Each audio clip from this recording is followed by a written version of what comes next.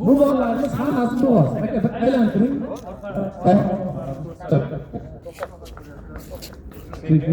Sekin. Marhamat bo'lishlari mumkin. Go'sht va sut yo'nalishi 50-50 ishlaydigan zot. Asosan ham go'sht, ham sut qayzlarliklarga fermer xo'jalikda ham ko'p qilamiz. Keyingisi Shvedbran zotimiz oradan to'g'ri hozir demonstratsiya bo'lyapti. Keyingisi Shvedbran zotimiz.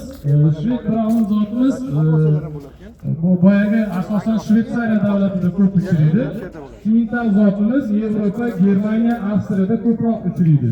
Biz o'zbek xalqimiz ichki bozorida juda ham trend va brend maqomiga ega bo'lgan simmental zot hisoblanadi.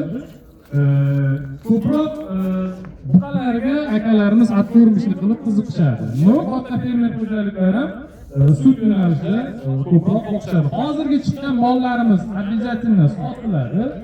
Ya'ni просто tak ko'rish uchun emas, narxiga qiziqadigan bo'lsalaringiz, Zoir akamga ham uchrashsalaringiz bo'ladi. Zoir aka boshlang'ich narxini nima deymiz simmental? Chupiga. Uchinchi qorini. Ikkita tuqqan, uchinchisi qornida. Narxiga 85 million deyapti. Agar adashmayotgan bo'lsa, dan 85 milliondan ekan. Qaranglar. Zoti, nasli, tozaligi, turishi hamma baho bersa bo'ladi. Uzr, men komentani sal yaqinroq qilib qo'ying. Ovoz to'liq eshitilishi uchun O'zbekiston Respublikasida 2019-2018 yillardan beri juda ham populyar bo'lib kelayotgan zot. Ko'p fermer xo'jaliklarimiz chet eldan import qilgan. Hozirgi kunda bizni iqlimga, klimatga moslashish bo'yicha juda ham tez moslashuvchan klimatga, ya'ni ob-havo tanlamaydi bular. Albatta issiqda любой mol stressga tushishi mumkin, lekin rentabelность bo'yicha hozirgi kunda shved va simmentallar O'zbekistonda yuqori pog'onalarda turadi. Ayniqsa boyagi buqa attormishni boqayotgan akalarimiz ham biladi.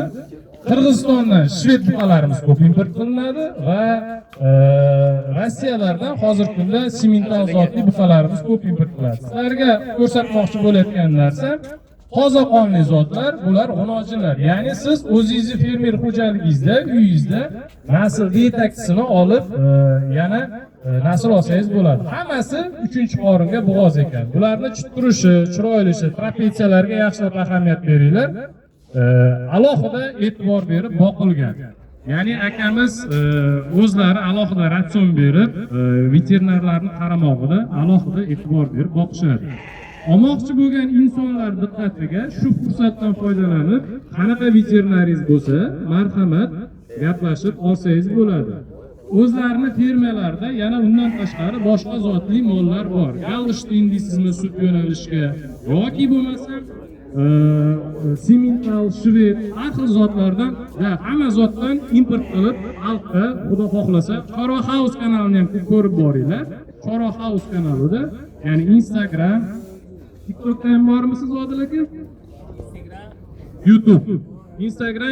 Instagram, YouTube platformasida ko'proq mollarimiz sotuvga chiqadi. Odil akani kanallariga obuna bo'lib, Chorva House'ga obuna bo'lib, har doim mana shularda videolarini tomosha qilib, o'zlariga pramoy aloqaga chiqib, olsalaringiz bo'ladi. Aziz do'stlar, bizni qo'llab-quvvatlaganingiz uchun rahmat va tepadagi mutasaddi tashkilotlardan shu narsani iltimos so'rab qolgan bo'lardim. Bu SNGda boshlanayotgan chorvachilik asosida eng boshlanayotgan ko'rgazmamiz hisoblanadi.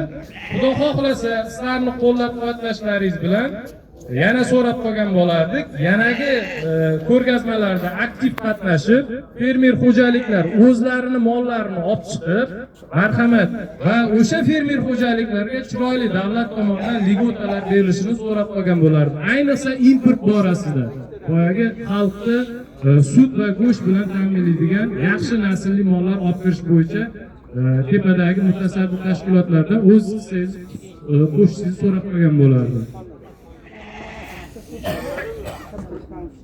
Savollar bo'ladigan bo'lsa bemalol ko'rishingiz mumkin va undan tashqari yana bitta narsani aytib o'taman. Bu yerda Arashan zotli qo'ylarimiz ham bor va Do'rpir zotli qo'ylarimiz ham bor va eng oxirgisi bitta ajoyib buqamiz olib kelib qo'yganmiz. Bu buqamiz onasi Galshtin, otasi Angus. Bu metodika boyaga sut va go'sht yo'nalishini talabini barqarorlashtirish uchun shunaqa nasl metodika gibridlashgan zot chiqarilgan. Ya'ni sutdan keyin buqa kerak bo'ladigan bo'lsa, Angusdan urug' olib o'sha go'sht ehtiyojini qondirish mumkin degan. Aylantiring, Abdul. Na yurg'izgan.